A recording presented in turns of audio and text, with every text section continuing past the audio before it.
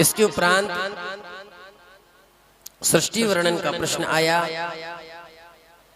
भगवान नारायण की नाभि से कमल से ब्रह्मा जी का प्रादुर्भाव हुआ। कई वर्षों तक पहले ब्रह्मा जी ने उस नाल को ढूंढने का प्रयास किया कि छोर कहाँ है। जब असफल हुए तब पूछा कोहम, मैं कौन हूँ? तो भगवान नारायण ने आवाज दी उनको कि आप तप करें। ब्रह्मा जी ने तप किया। तप करने के बाद में भगवान नारायण ने कहा, मैं विष्णु हूँ, आप ब्रह्मा हैं, मेरा कार्य पालन करने का है, आपका कार्य रचना करने का है, आप सृष्टि की रचना करिए।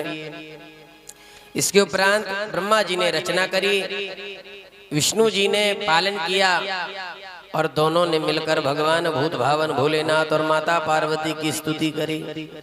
इसी प्रसंग में ब्रह्मा जी कहते हैं कि लिंग वेदिर महादेवी लिंगम साक्षान महेश्वरः लयना लिंगमित्युक्तम तत्रैव निखिलम जगत।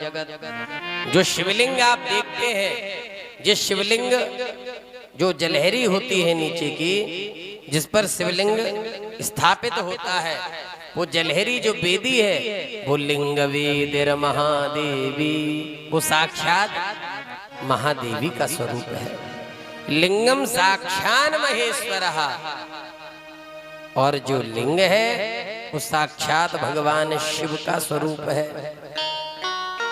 जो शिवलिंग के सामने कोई भी पूजा पाठ करता है उसके पुण्य का वर्णन ब्रह्मा जी कहते हैं मैं नहीं कर सकता। वक्तुम न शक्नोमि महामुनि, मैं उसका वर्णन नहीं कर सकता। इसके बाद शिव पूजन की विधि और फल बताया कि सबसे पहले ब्रह्म मुहूर्त में उठकर गुरु का और शिव का स्मरण करें। देखो महाराज, जो ज्यादा देर तक सोते हैं, कभी भी यदि आप सूर्योदय के बाद तक यदि आप सोएंगे तो आपको स्ट्रेस और डिप्रेशन हो जाएगा। इसलिए सदैव सूर्योदय से पहले जागने का प्रयास करें। यदि आपको स्ट्रेस से बचना हो तो सूर्योदय से पहले जागना प्रारंभ करें। ब्रह्म मुहूर्त में उठे और शौचादि क्रिया के बाद में बाएं हाथ में 10 बार, दाहिने हाथ में 7 बार मिट्टी लगाएं। प्रत्येक पैरों में 3-3 बार मिट्टी लगाएं। दोनों हाथों में 3-3 बार मिट्टी लगाएं। दंत धावन करें, स्नान करें किसी तीर्थ में। स्नान करने के बाद में घर आएं। सर्वप्रथम लिंग का निर्माण करें और वैदिक विधि से या नाम मंत्र से भगवान शिव के ऊपर सहस्त्रधारा लगाएं। इसके उपरांत बताते हैं कि यदि आप ब्राह्मण हैं, चाहे क्षत्रिय हैं, चाहे वैश्य हैं, चाहे शूद्र हैं, जिस जिस जाति के लिए यद्यत जाति समुद्दिष्टम तत्तत् कर्म न लंघये यावत् दानस्य संपत्तिस्तावत् कर्म समावहेत्। जिस जिस जाति के लिए जो जो कर्म निहित किया गया है वह उसी कर्म को करे, अपने कर्म का उल्लंघन ना करे। ऐसा ना हो कि आप ब्राह्मण हैं, आप बनियाओं के काम करने लग जाओ, या आप वैश्य हैं तो आप सोचो कि हम पांडित्य वृत्ति करने लग जाएं। अपने कर्म का उल्लंघन ना किया जाए। सहस्त्र यज्ञों की अपेक्षा अपने कर्म का यज्ञ करिए, वो ज्यादा श्रेष्ठ माना गया है। अपने अपने कर्म में ही लीन रहें। इसके बाद शिव पूजन की सर्वोत्तम विधि बतलाई गई कि सबसे पहले जब आप उठें सुबह के समय, तो यदि आपके घर में कोई शिवलिंग हो या मंदिर हो तो सर्वप्रथम भगवान भोलेनाथ को उठाइए कि उत्तिष्ठोत्तिष्ठ देवेशा उत्तिष्ठ हृदयेशया उत्तिष्ठत्वा भूमा स्वामिन् ब्रह्मांडे मंगलम कुरु। हे भोलेनाथ, हे देवदेव, हे महेश्वर, उठिए और इस ब्रह्मांड का मंगल करिए। और फिर दूसरा श्लोक बोलिए, क्या जानामि धर्मं न च मे प्रवृत्ति जानामि धर्मं न च मे निवृत्ति। हे महाराज, मैं धर्म को जानता तो हूं कि ये धर्म है, ये अधर्म है, लेकिन धर्म में मेरी प्रवृत्ति नहीं होती। और मैं अधर्म जानता हूं कि ये अधर्म है, लेकिन फिर भी मैं उसको करने से स्वयं को रोक नहीं पाता, मैं उससे दूर नहीं हो पाता हूं। हे महाराज, आप मेरे हृदय में वास करिए, आप जैसी मुझे प्रेरणा देंगे मैं वैसा ही कर्म करता चला जाऊंगा। फिर इसके बाद में गुरु के चरणों का स्मरण करें और गांव के बाहर दक्षिण दिशा में मलमूत्र का त्याग करने के लिए जाएं। फिर इसके बाद सूर्योदय होने से पहले दातुन करें। स्नान करने के बाद में यदि कोई बढ़िया सी तिथि हो तो रविवार को, श्राद्धों में, संक्रांति में, ग्रहण के समय, महादान के समय, तीर्थ में, और जिस दिन आप उपवास हो अर्थात व्रत हो या असौच प्राप्त होने पर, असौच का मतलब घर में सूतक आदि लग गया हो, तो उस दिन मनुष्य गर्म जल से स्नान ना करे। इन दिनों में कभी भी गर्म जल से स्नान नहीं करना चाहिए। नहाने के पहले तेल लगाएं, नहाने के बाद यदि तेल लगाते हैं तो वह व्यक्ति पूजा करने लायक नहीं रहता। तेल लगाने के बाद में पूजा नहीं करनी चाहिए।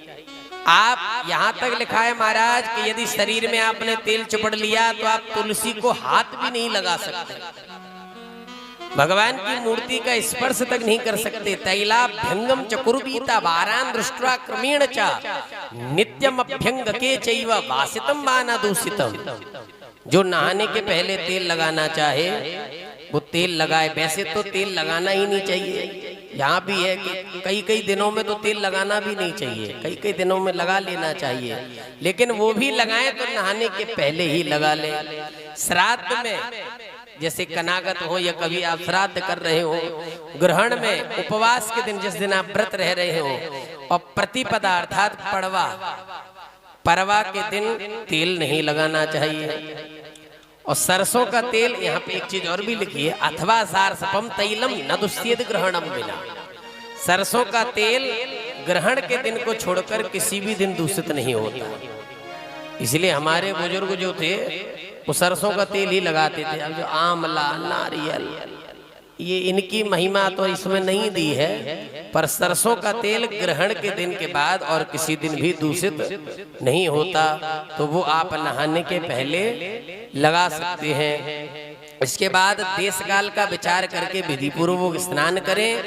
और यहाँ तक लिखा है कि यदि आपको भगवान शिव की पूजा करनी हो तो उच्चिष्ट वस्त्र धारण करके कभी भी स्नान न करें। उच्चिष्ट वस्त्र मतलब जूठे कपड़े। जिस वस्त्र को दूसरे ने धारण किया हो या जिसे स्वयं ने रात में धारण किया हो, उससे तभी स्नान किया जा सकता है यदि उसे धो लिया गया हो। स्नान का अर्थ नहाने के समय पहनना और नहाने के बाद उससे पोंछना, ये स्नान का अर्थ है। यदि उस वस्त्र को धो लिया हो तो उससे पोंछे, नहीं तो अगर रात में उसे धारण किया हो तो उस वस्त्र से पोंछे भी ना। इसके बाद में स्नान करने के बाद अपनी भूमि को गोबर आदि से लीपकर आसन की व्यवस्था करें। उसके बाद में त्रिपुंड लगाएं।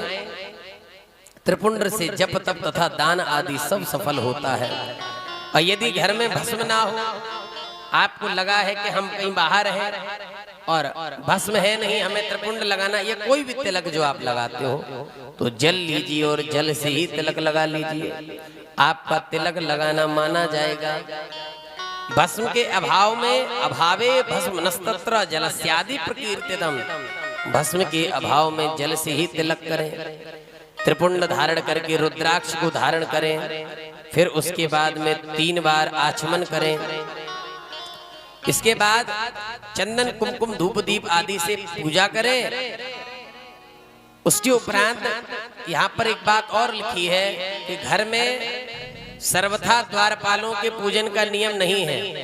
जिस घर में शिवलिंग की पूजा होती हो उस घर में द्वारपालों की पूजा नहीं करिए। जिस घर में शिवलिंग की पूजा नहीं हो रही हो तो उस घर में द्वारपालों की पूजा अवश्य की जानी चाहिए। द्वारपालों की भी पूजा होती है। भगवान शिव के समीप अपना आसन लगाएं और फिर उसके बाद में भगवान शिव की विधि विधान से पूजन करें। पूजन करने के बाद में भगवान शिव को तिल अर्पित करें। भगवान शिव को तिल बड़े प्रिय हैं। तिल अर्पित करें। जौ, गेहूं, मूंग और उड़द, ये 5 चीज आप भगवान शिव को अर्पित करिए। और प्रत्येक मुख पर, भगवान शंकर के 5 मुख हैं, एक मुख नहीं है। भगवान शिव कैसे हैं? पचानन हैं। तो उनके प्रत्येक मुख पर ध्यान के अनुसार यथोचित अभिलाषा करके कमल, शंख पुष्पी, धतूरा, मंदार, तुलसी दल। अब जो ये कहता है कि भगवान पर तुलसी दल नहीं चढ़ती, सो यहाँ प्रमाण सुन ले कि भगवान पर तुलसी दल चढ़ती है। कुश पुष्पैश्चा धतूरैर मंदारैर द्रोण संभवैः तथा च तुलसी पत्रैर बिल्व पत्रैर विशेषतः। भगवान शिव पर तुलसी दल भी चढ़ता है, भगवान शिव पर बिल्व पत्र भी चढ़ता है। और शिव पुराण कहता है कि यदि कोई चीज पूजन में नहीं है, मानो रोली अक्षत इत्यादि नहीं है, तो सर्वाभावे बिल्व पत्रम अर्पणीयम शिवाय। सभी के अभाव में एक बिल्वपत्र और चढ़ा दो, तो उसकी भी पूर्ति हो जाएगी। क्यों? बिल्वपत्रार पड़ी नहीं वह सर्व पूजा प्रसिद्ध्यति ततः सुगंध चूर्णम वही वासितम तैलम उत्तमम। बिल्वपत्र के समर्पित होने से शिव की पूजा सफल हो जाती है, क्योंकि भगवान शिव को बिल्वपत्र बड़ा प्रिय है। इसके बाद में भगवान को भोग इत्यादि लगाकर तांबूल खिलाएं, पान इत्यादि, और तांबूल खिलाकर 5 बत्ती की आरती करें। 5 बत्ती की आरती बनाकर भगवान को दिखाएं। पैरों में 4 बार, नाभि मंडल के सामने 2 बार, मुख के सामने 1 बार और संपूर्ण अंगों में 7 बार आरती दिखानी चाहिए। पैरों में 4 बार, नाभि अर्थात कमर के समक्ष में 2 बार, मुख के सामने 1 बार और फिर पूरे अंगों में 7 बार आरती उतारनी चाहिए। एक कृत्रो मुखे सप्तकृत्वा सर्वांग एवहि। इसके बाद आरती करने के बाद कुछ समय भगवान शिव के सामने बैठे। फिर आपके गुरुजी ने जो मंत्र आपको दिया है, गुरुपदिष्ट मार्गेणा कृत्वा मंत्र जपम सुधीहि, गुरुजी ने आपको जो मंत्र दिया है उस मंत्र का आप वहां बैठकर जाप कीजिए। फिर सूत जी से सोनकादि ऋषियों ने बोला, महाराज आप हमको ये भी बता दीजिए कि कौन कौन सा फूल भगवान शिव को चढ़ता है और किस किस फूल से भगवान शिव प्रसन्न होते हैं। तो यहाँ पर एक बात पहले ये सुनिए कि भगवान शिव को यदि प्रसन्न करना है, साधारण पूजा हो रही है उसमें बात नहीं है। यदि आपके मन में कोई कामना है तो 1-2 फूलों से काम चलने वाला नहीं है। भगवान शिव की पूजा में सीधे 1 लाख की संख्या है। 1000 और 10,000 का कोई मूल ही नहीं है। सीधे 1 लाख की संख्या। लक्ष्मी जिसे चाहिए हो वो कमल, बिल्वपत्र और शंख पुष्पी से भगवान शिव की पूजा करे। कहा गया है कि यदि एतेश्च लक्ष्य संख्या कई पूजितश्च चेत भवेत् शिवः पापहानिस्तदा विप्र लक्ष्मी स्यान्नात्र संशयः। यदि इन पुष्पों को 1 लाख की संख्या में कोई भगवान शिव पर चढ़ा दे तो इसमें संशय नहीं है कि उसके घर में साक्षात लक्ष्मी आ जाएगी। ये भगवान शिव को प्रसन्न करने के लिए। जो राज्य प्राप्त करना चाहता है वो 10 करोड़ पार्थिव शिवलिंगों की पूजा कर ले। जो मोक्ष चाहता हो वो 1 लाख दर्भ के द्वारा भगवान शिव की पूजा करे। जिसे आयु चाहिए हो वो 1 लाख दूर्वा, 1 लाख दूर्वा के द्वारा भगवान शिव की पूजा करे। और महाराज यदि तुलसी दल से, फिर तुलसी दल का आया, भुक्ति मुक्ति फलम तस्या तुलस्या पूजयेत्। यदि तुलसी दल से यदि आप भगवान शिव की पूजा करते हैं तो आपको भोग और मोक्ष दोनों ही प्राप्त होता है। समी पत्रों से यदि आप भगवान शिव की पूजा करते हैं तो मोक्ष मिलता है। बेला के फूल चढ़ाने से, बेला के फूल चढ़ाने से मनुष्य को शुभ पत्नी प्राप्त होती है। जूही के फूलों से यदि पूजा की जाए तो उसके घर में कभी भी अन्न की कमी नहीं होती है। और 1 लाख बिल्वपत्र यदि कोई भगवान शिव पर चढ़ा दे तो वो जो मांग ले उसे मिल जाता है। यदि कोई 1 लाख फूल चढ़ा दे, राई समझ रहे ना, सरसों, राजिका कुसुमानीहा शत्रुणाम मृत्युदानी च, राई के 1 लाख फूल यदि भगवान शिव पर चढ़ा दो, किसी भी शत्रु का नाम लेकर तो आपके शत्रु का नाश हो जाएगा। चंपा को और केवड़े को छोड़कर भगवान शिव को और कोई भी फूल ऐसा नहीं है जो उन्हें न चढ़ता हो, सब चढ़ता है।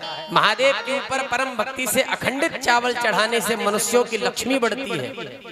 अखंडित चावल समझ रहे हैं, जो चावल टूटे ना हो, जो चावल टूटे ना हो, अखंडित चावल यदि आप चढ़ाते हैं 1 लाख, महाराज 1 लाख होंगे पता कैसे चलेगा, चावल कौन गिनेगा?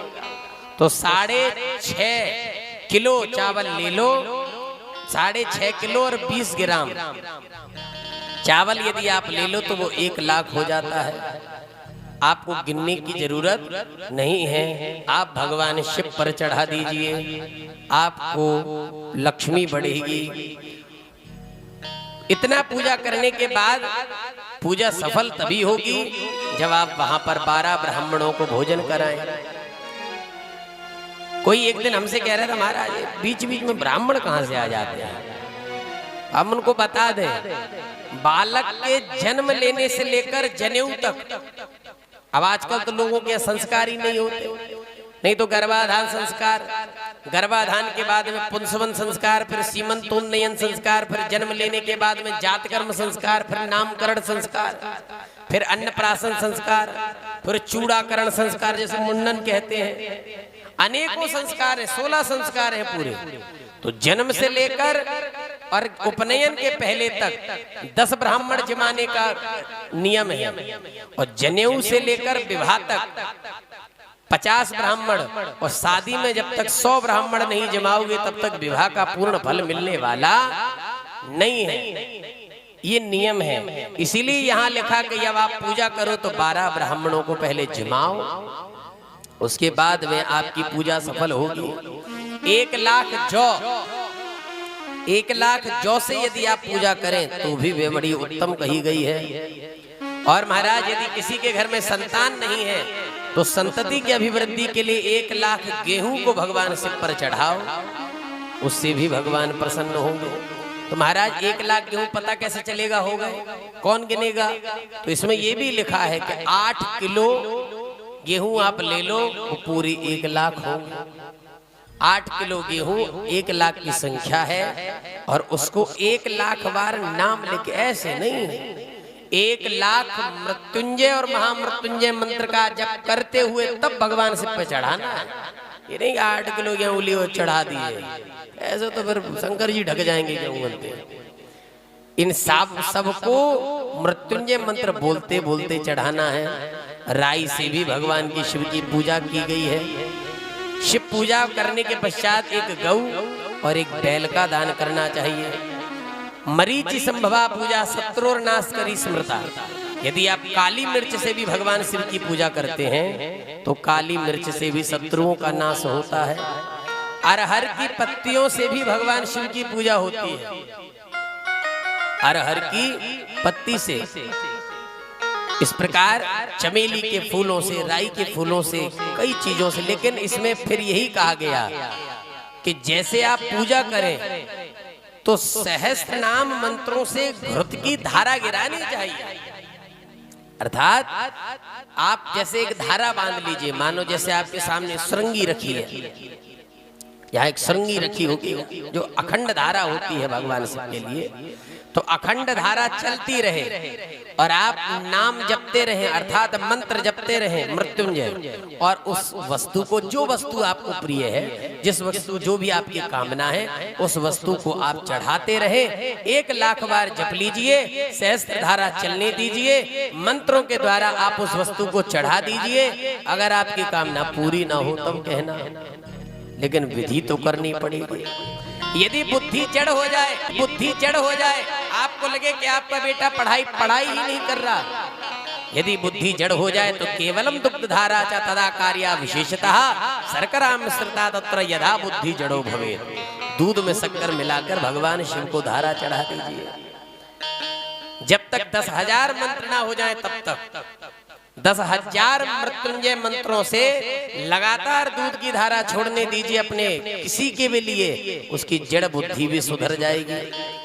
जब शरीर में अकारण उच्चाटन होने लग जाए, आपको लगे कि आपका मन नहीं लग रहा, किसी से बात करने का मन नहीं कर रहा, चिड़चिड़ापन हो रहा है, रोज घर में कलेश हो रहे हैं, रोज लड़ाई हो रही है, तो दूध की धारा चढ़ाइए। 10,000 मंत्रों से शुद्ध दूध की धारा चढ़ाने से सारा दुख नष्ट होगा।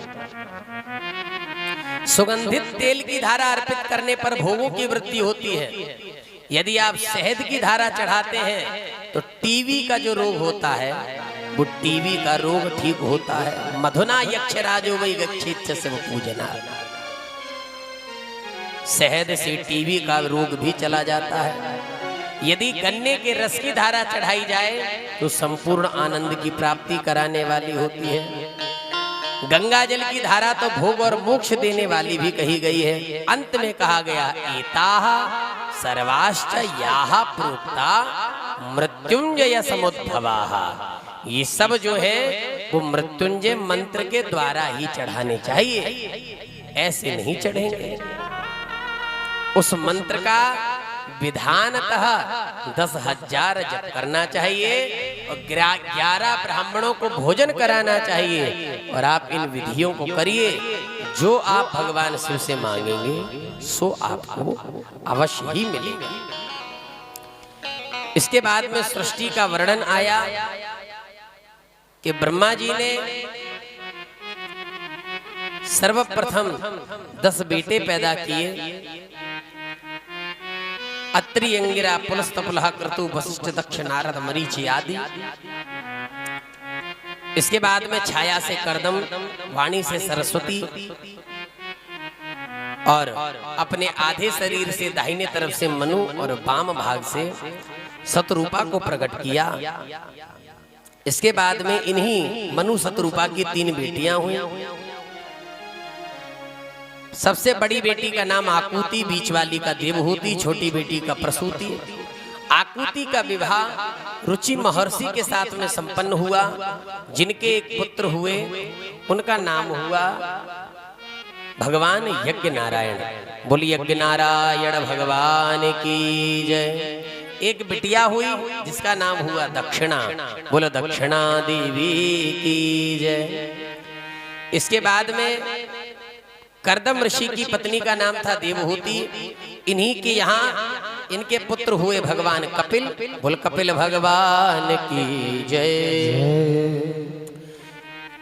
इसके बाद में कहा जाता है कि दक्ष के 16 बेटी थी, 13 धर्म को ब्याही गई। श्रद्धा, लक्ष्मी, धति, पुष्टि, तुष्टि, मेधा, क्रिया, बुद्धि, लज्जा, वसु, शांति, सिद्धि, कीर्ति। ये 13 बेटियां धर्म को ब्याही गई। और उसमें से एक बेटी जो थी वह एक अग्निदेव को ब्याही गई, जिसका नाम था स्वाहा। एक बेटी थी जिसका नाम था स्वधा, जो पितरों को ब्याही गई। और एक बेटी थी जिसका नाम था सती, जो भगवान भूत भावन भोलेनाथ को ब्याही गई। इसके बाद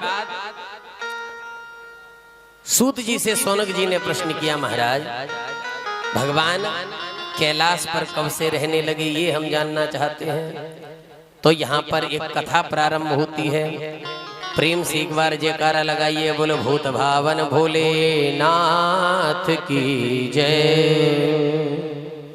यहाँ कथा आती है, काम्पिल्य नगर में सोमयाग करने वाले कुल में एक ब्राह्मण थे जिनका नाम था यज्ञदत्त। बड़े ध्यान से सुनना कथा को। ब्राह्मण का नाम था यज्ञदत्त। वेद वेदांगों के ज्ञाता थे, खूब विद्वान थे। इनके यहाँ एक पुत्र उत्पन्न हुआ जिसका नाम हुआ गुणनिधि। सुशील पत्नी थी। गुणनिधि पिता के आचरणों के अनुकूल नहीं था। गुणनिधि जुए कर्म में प्रवृत्त हो गया। अपनी माता से बहुत सा धन ले जाए और जुए में सब बर्बाद कर दे, जुआरियों को सौंप दे। संध्या वैदिक कर्म सब भूल गया था, उसको कुछ आता ही नहीं था। गाने बजाने में नटों के साथ में, पाखंडियों के साथ में रहने लगा। माता ने बहुत बार कहा कि तुम अपने पिता के साथ में रहा करो, थोड़ी बहुत बुद्धि आएगी, पर वो कभी नहीं गया। और पिता जब भी पूछते कि यदा यदि ताम प्रक्षेत ये गुणनिधि सुतः न दर्शते मयागे हे कल्याणी विदधाति किम। अरे देवी, गुणनिधि कहाँ है, घर में दिखाई नहीं दे रहा। तो माँ बार बार यही कहती कि बस अभी अभी स्नान करके देवताओं की पूजा करके अभी अभी निकला है, मित्रों के साथ में पढ़ने गया है। बार बार माँ कह देती कि पढ़ने गया है, पिताजी से झूठ बोल देती हर बार। कभी कभी पुत्रों को बिगाड़ने में माताओं का भी हाथ रहता है। बाप से चोरी छुपे सारी आदतें छुपा लेती हैं, और जब बेटा सर से ऊपर निकल जाता है तब पिताजी को पता चलता है। फिर पिताजी कुछ कहते हैं तो बेटा घर से भाग जाता है, या फिर उन्हीं लोगों को सुनाने लग जाता है। बार बार यज्ञदत्त पूछते थे बेटा घर में नहीं दिखाई दे रहा, तो यही कह देते कि बाहर गया है पढ़ने के लिए। विवाह भी करा दिया, सोचा कि शायद जब लड़का बिगड़ा हो तो कोई कह देता ब्याह करा दो सुधर जाएगा, तो गुणनिधि का विवाह भी करा दिया। विवाह हो गया, लेकिन उसकी आदतें नहीं सुधरी। एक दिन माँ ने कहा बेटा ब्राह्मणानाम धनम ताता सद्विद्या साधु संगमः। बेटा तुम अपनी आदत छोड़ो, ब्राह्मणों का धन जो है वो तो उत्तम विद्या है, सज्जनों का संग है ब्राह्मणों की विद्या। किमर्थम न करोसी तुम स्वरुचिम प्रीतमानसा। तुम अपनी रुचि इन कामों में क्यों नहीं लगाते?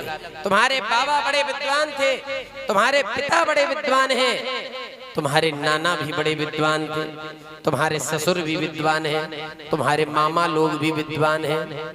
तुम क्यों ऐसे निकल गए? तुम क्यों नहीं डरते हो? मैं अभी भी तुमसे कह रही हूँ सुधर जा। अभी तो लोग ये कहते हैं कि लड़कपन है, लेकिन तुम 19 साल के हो गए हो, तुम अब छोटे नहीं रहे। तुम्हारी पत्नी 16 साल की हो गई, तुम छोटे नहीं हो। जिस दिन यदि राजा को ये पता चला कि यज्ञदत्त का पुत्र ऐसा है, तो वो सब के सब तुम्हारे पिता को धिक्कारेंगे।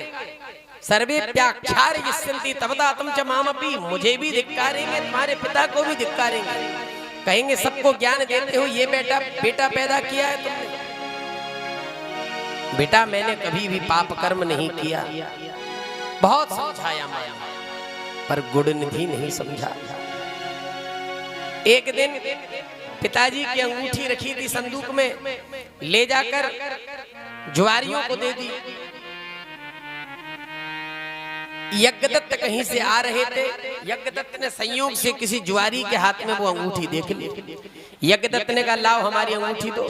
जुआरी ने कहा काहे की अंगूठी? बोले हमारी अंगूठी है। जुआरी ने कहा तो हम पे क्यों आक्षेप कर रहे हो? ये आपके पुत्र ने मुझसे पैसे लेकर मुझे अंगूठी दी है, और अंगूठी ही नहीं मेरे पास बहुत सारा सामान है, उसकी माँ की साड़ी है, बहुत कुछ है। और आपको पता नहीं है क्या? नग्नी कृत्य प्रतिदिनम बध्यते द्यूतकारे भी नतेन सदृशः कश्चित् दाक्षिको भूमि मंडले। आपके बेटे जैसा जुआरी तो इस पूरी पृथ्वी पर नहीं है। रोज सटोरी जो है, जुआरी जो है, उसको नंगा करके उल्टा लेटा कर उसको पीटते हैं, उससे पैसा मांगते हैं। वो रोज कहता है कि मैं कल दे दूंगा, कल दे दूंगा। क्या आपको पता नहीं है? बस अपना जीवन पंडिताई में ही लगा दिया, बेटे पर ध्यान नहीं दिया। नीचे सर करके यज्ञदत्त चले घर आए, अपनी पत्नी से कहा कि धूर्त तो गुणनिधि सुतः, मेरा धूर्त गुणनिधि बेटा कहाँ है? अब उससे मुझे मतलब ही क्या है? वो सब छोड़ो, ये बताओ मेरी अंगूठी कहाँ है? तुमने मेरे शरीर में एक दिन तेल लगाया था, उपटन किया था तुमने मेरे शरीर का, तब तुमने वह अंगूठी मेरे शरीर से निकाल ली थी। कहाँ है वो बताओ मुझे अंगूठी दो मेरी।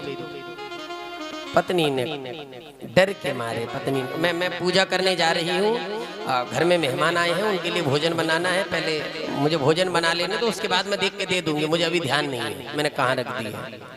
हाँ, अब तुम्हें क्यों ध्यान रहेगा, हे सदा सच बोलने वाली, तू यही बता दे कि तेरा पुत्र कहाँ है। बार बार तुम मुझसे कहती रही कि तेरा पुत्र पढ़ने गया है। अरे वो सब छोड़, ये बता तेरी मजीठी रंग की साड़ी कहाँ है जो यहाँ पर टंगी रहती थी, बता कहाँ है। मणि जड़ित में सोने की झारी कहाँ है, वो रेशमी दुपट्टा कहाँ है।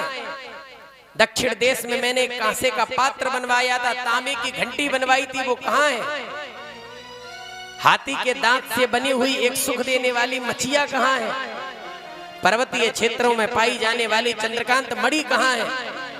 हाथ में दीपक लिए साल भंजिका कहाँ है।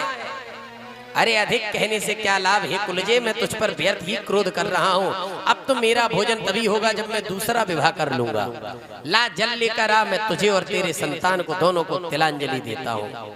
हाथ में जल लिया और त्याग दिया कि आज से गुणनिधि मेरा बेटा नहीं है, और दूसरा विवाह कर लिया। गुणनिधि को जब पता चला कि मेरे पिताजी ने मेरा त्याग कर दिया, तो अब तो गुणनिधि भटकने लगा। सदैव माता पिता के धन पर रहा, आज भटकता भटकता जब दूसरे नगर में गया तो सोचने लगा, याजकस्य कुले जन्म कथम नी व्यसनम महत्। एक ब्राह्मण के कुल में जन्म लेकर मुझ में ऐसे दुर्व्यसन आ कैसे गए। अहो भाग्य बड़ा बलवान है, लेकिन मुझे तो मांगना भी नहीं आता। इतनी भूख लग रही है कि मुझे तो ये भी नहीं आता कि मांगा कैसे जाता है। किसी ने मुझे भोजन नहीं दिया तो एक मंदिर के किनारे बैठ गया। कुछ शिव भक्त आए, शिवरात्रि का दिन था, शिव भक्तों ने पूजा करी। उसने देखा कि लोग बड़े बड़े फल और मीठा लाए हैं भोग लगाने के लिए। सोचा ये लोग भोग लगा देंगे, रात में ये जब सो जाएंगे तो मैं खा लूंगा। पूरी पूजा होती रही, वो द्वार पर ही बैठा बैठा पूजा देखता रहा, भजन देखता रहा, सब सुनता रहा। रात्रि भई, भगवान शिव के पास में एक दीपक जल रहा था। नैवेद्य चोरी करने के लिए गुणनिधि गया, भोग चोरी।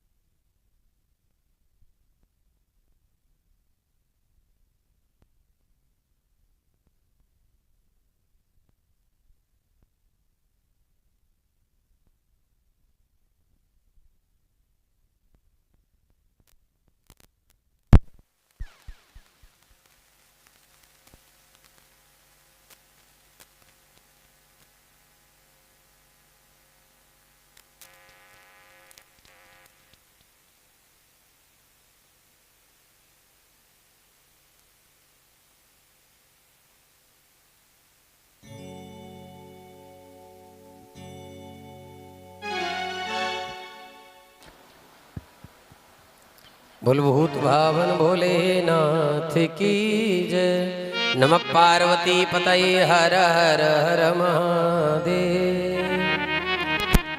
गुणनिधि उस भोग को चुराकर जब भोग चुराने गया तो वहां पर उसने देखा कि दीपक बुझ रहा है। तो उसने अपने कपड़े को फाड़कर एक बाती बनाई और उस दीपक में लगा दी जलाने के लिए। प्रकाश हो गया। भोग लेकर चला, जल्दी में जा रहा था, बाहर जाकर खा लूंगा। थोड़ा सा खाया तो मंदिर में ही लोग सो रहे थे। अचानक से पैर लग गया और पैर लगने से जो यात्री थे वो जाग गए। उन्होंने कहा देखो देखो कोई भागा, कोई भागा। और जैसे ही इतना किया सबने पकड़ लिया और पकड़ के इतना मारा कि अंधा होकर वह गुणनिधि मर गया। अंधा होकर वह गुणनिधि मर गया। यमराज के दूत उस गुणनिधि को पकड़कर नरक में ले जाने के लिए आए तो तुरंत शिवगणों ने आकर यमराज के दूतों को रोक लिया। कि तुम इसे नहीं ले जा सकते। यमराज के दूतों ने कहा, अरे इसने पाप किया है, इसने अपनी माता पिता को बहुत सताया है, ये पापी है, क्या पुण्य किया है बताइए जरा हमें। शिव के निर्माल्य को नहीं खाना चाहिए, चाहे कुछ भी हो जाए, और इसने शिव निर्माल्य खाया है, इसने, ये पापी है।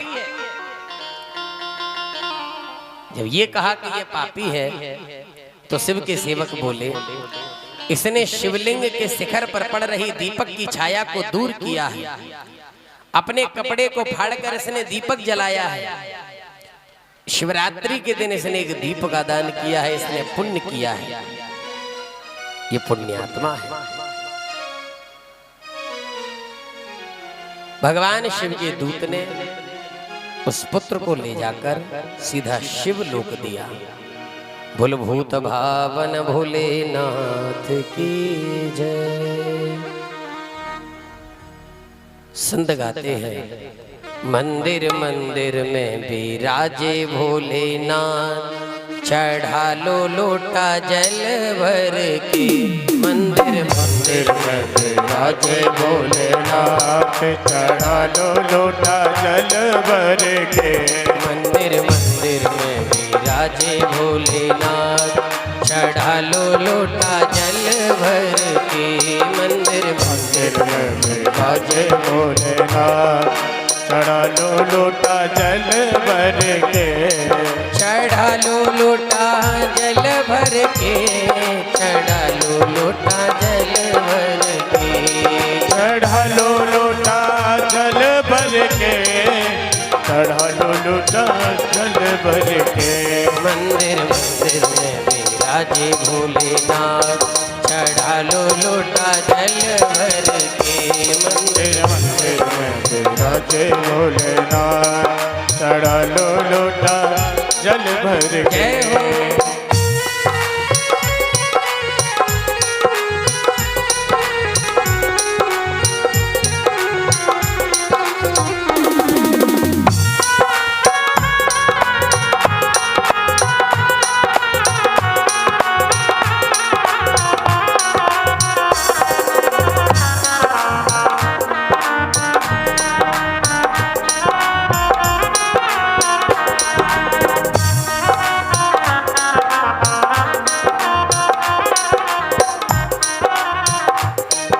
काहे के गणपति बनाए, काहे के बनाए भोलेनाथ, काहे के गणपति बनाए, और काहे के बनाए भोलेनाथ। काहे के गणपति बनाए, काहे के भोलेनाथ, काहे के गणपति बनाए, काहे के ये भोलेनाथ।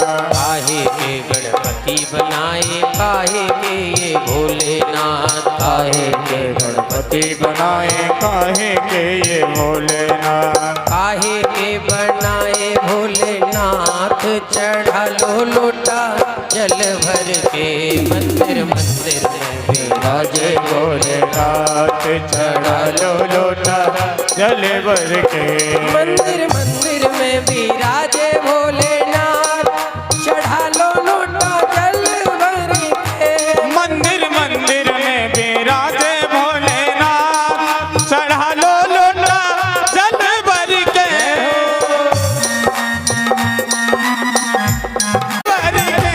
मंदिर मंदिर में विराजे भोलेनाथ, चढ़ा लो लोटा जल भर के।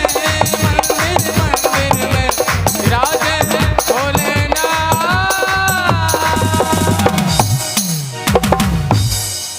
मंदिर मंदिर में विराजे भोलेनाथ, चढ़ा लो लोटा जल भर के। मंदिर मंदिर में विराजे भोलेनाथ। भूल भूत भावन भोलेनाथ की जय।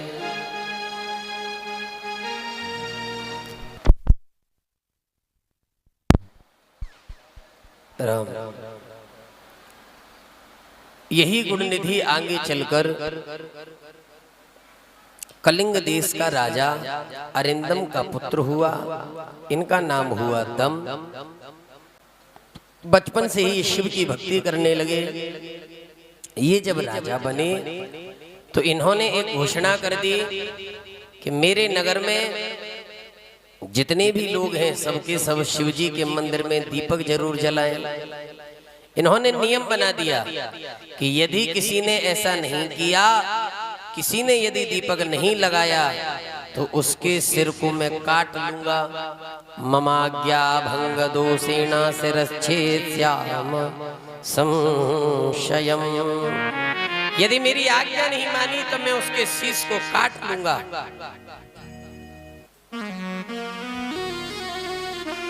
ऐसा इन्होंने आदेश कर दिया। इसके बाद में यही ब्रह्मा के मानस पुत्र पुलस्त से विश्रवा और विश्रवा के पुत्र ये वैश्रवण कुबेर हुए। यही आगे चलकर कुबेर के रूप में आए। इन्होंने भगवान की महादेव की स्तुति करी, महादेव की तपस्या करी।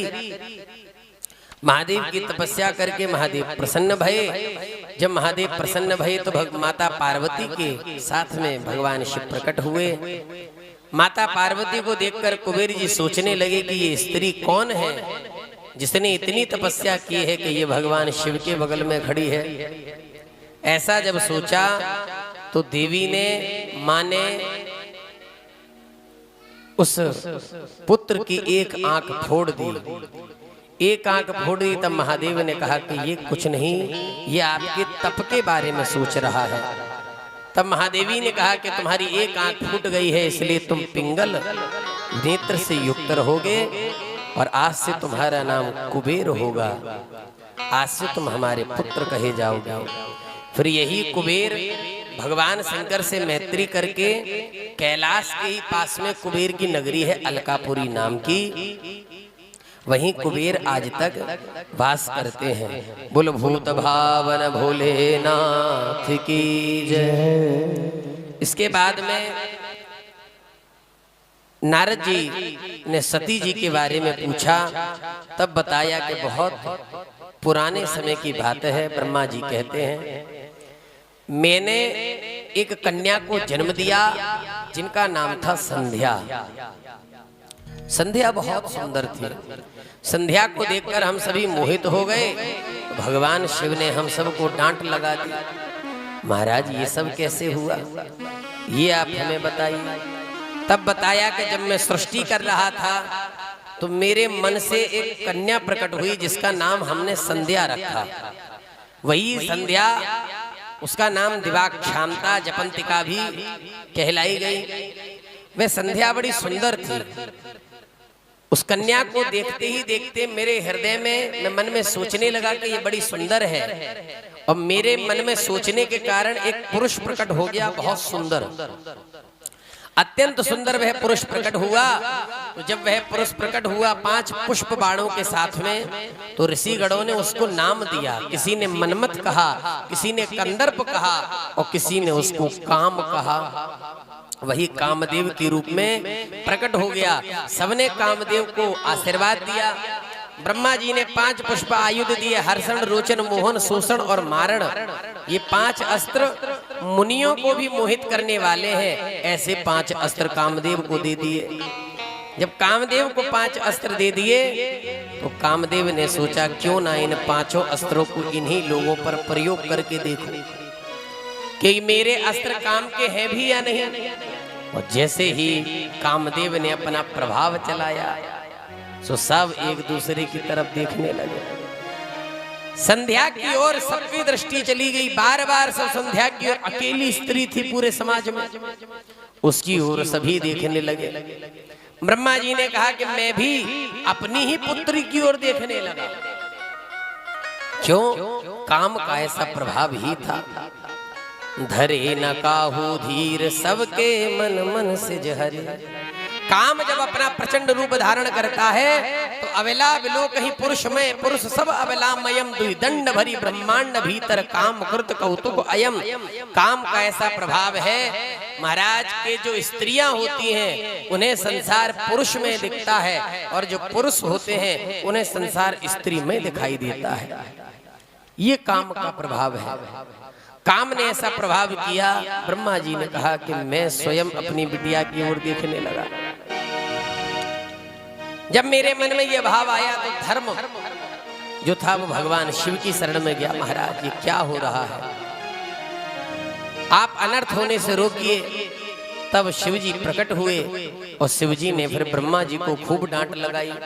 अहो ब्रह्मस्तव कथम काम भाव समुद्गतः दृष्ट्वा चातनयाम नैव योग्यम वेदानुसारिणाम।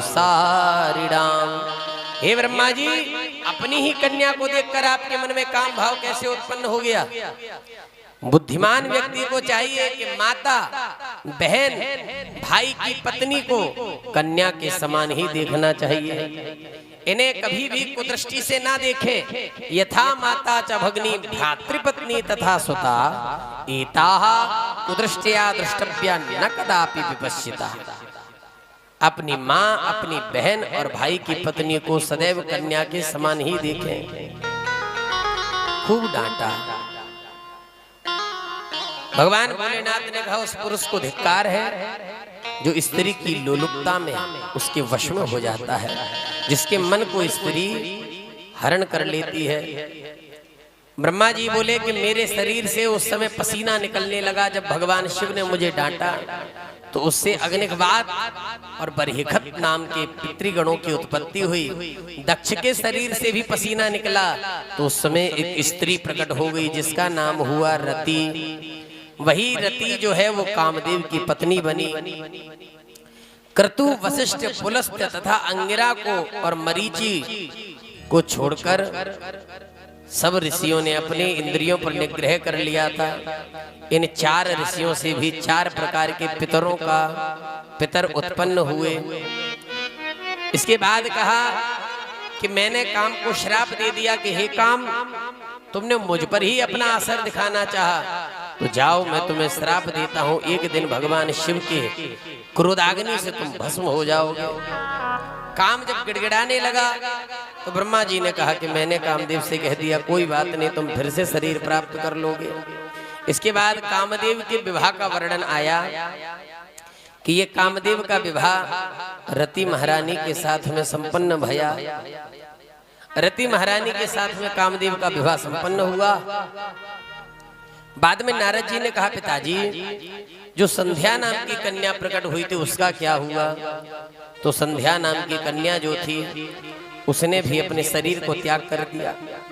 क्यों? जब काम ने अपना प्रभाव दिखाया तो संध्या भी मोहित हो गई थी।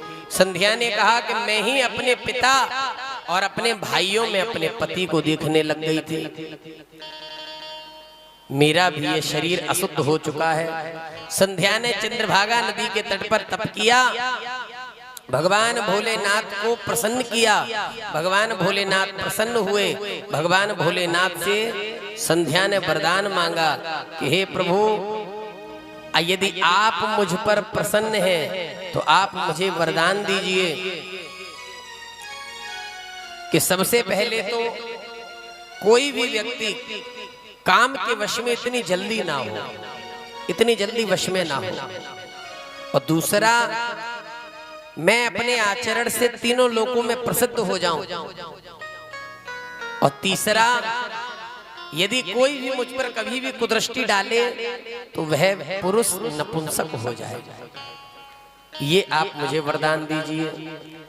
3 वरदान दिए भगवान भोलेनाथ ने संध्या को। उसके बाद में कहा कि जाओ, आप मेधातिथि नाम के ऋषि यज्ञ कर रहे हैं, उनके अग्नि से तुम प्रकट होना। फिर मेधातिथि ऋषि के यज्ञ अग्नि से संध्या देवी प्रकट हुई और फिर उनका नाम अरुंधति रखा गया। बोल अरुंधति मैया की जय। इन्हीं अरुंधति मैया का विवाह वशिष्ठ जी के साथ में संपन्न हुआ।